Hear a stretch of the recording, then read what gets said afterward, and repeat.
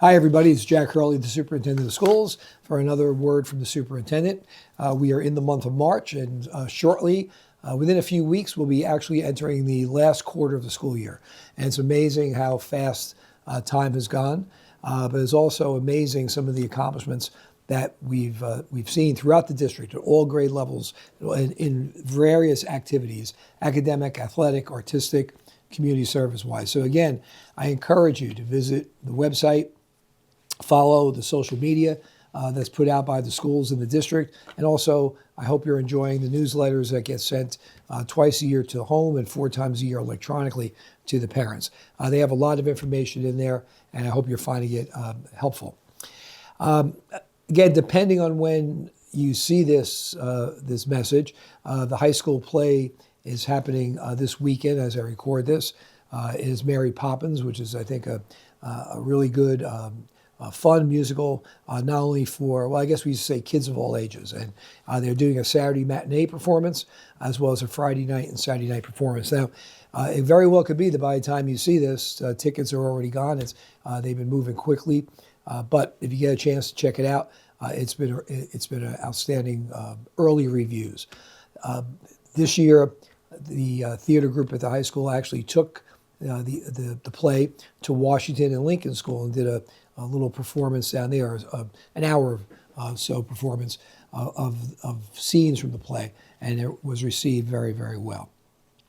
On that same day, the morning of March 15th, that day, the Saturday, the 14th annual Shamrock and Run goes through town. It's not run by the school. It's run by a private group, Mrs. Cassidy, who is the wife of Mike Cassidy, who was the longtime teacher, coach, and assistant principal of the high school, who passed away 14 years ago from brain cancer.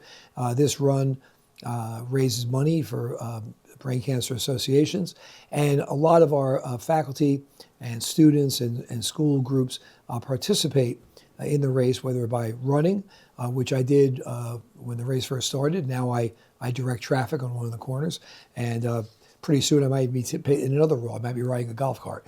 But if you get a chance to come out and cheer the runners on, or if you get a chance to participate, it goes to a good cause and honors the memory of a great educator and colleague here in Rutherford. Another really good community event at the end of the month is the annual March Madness at the Rutherford Education Association. That's the professional association of all of our non-administrative and supervisory staff. So our teachers, custodians, maintenance, secretaries, bus drivers, probably leaving somebody out, are parts of the REA. And they've been doing this annually now, where they have a kind of a combination of a fun fair with activities for some of our elementary age kids, also some academic activities and some of the students' work being showcased throughout the district. And in addition to that, the main purpose is to help raise food donations to give to the Rutherford Food Pantry. So if you go to the fun fair, your price of admission is 2 non-perishable food items. Boxes and boxes and boxes of food get donated every year to the pantry. And, my office is located in the building where the pantry is, and I can tell you, it serves a lot of people. And this time of year especially can use the donations. Around the holiday time, people are very willing and cognizant of donating. But when we get to spring and summer, those donations drop a little bit. So if you can come to the March Madness Fun and Food Drive on March 29th from 9 to 12 in the morning at Pierpont School's gymnasium and donate some food and enjoy what you see there inside, we welcome you to do that. And congratulations and thanks to the REA for setting this up every year. We're very busy right now with the Board of Ed and the administration as we are preparing our annual budget that has to go off to the county for approval.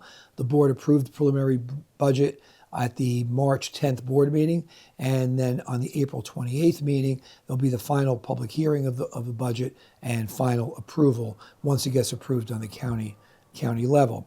And in addition to that, we are also awaiting the arrival of the county monitors for our CUSAC. We've spoken about CUSAC on these messages in the past. They've been written about in the newsletter, but it's an evaluation from the County and State Department of Education of our entire process operations here in the district.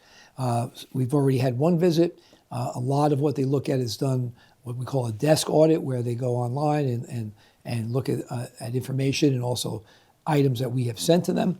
And then there's a full day visit here on April 2nd. So we are looking forward to that. We are well prepared for that.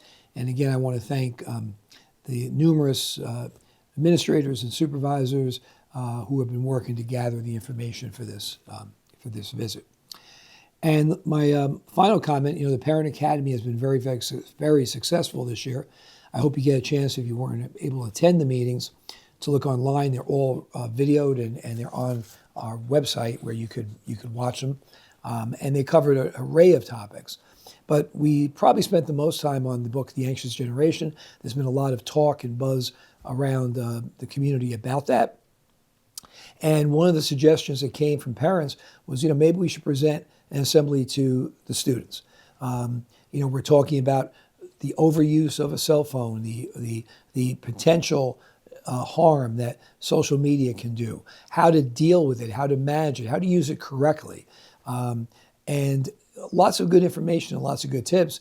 And the parents were right. We're speaking to the parents, but we're aiming it at the students. So we are going to be doing an assembly at the end of the month at the high school, at Union Middle School, and at the 6th grade level at Pierpont School, where we're going to present some of the information that we shared with the parents and that's on the website with the students. So they're aware of concerns that are being raised, things they could do to safeguard themselves, and how to use their cell phone and social media properly.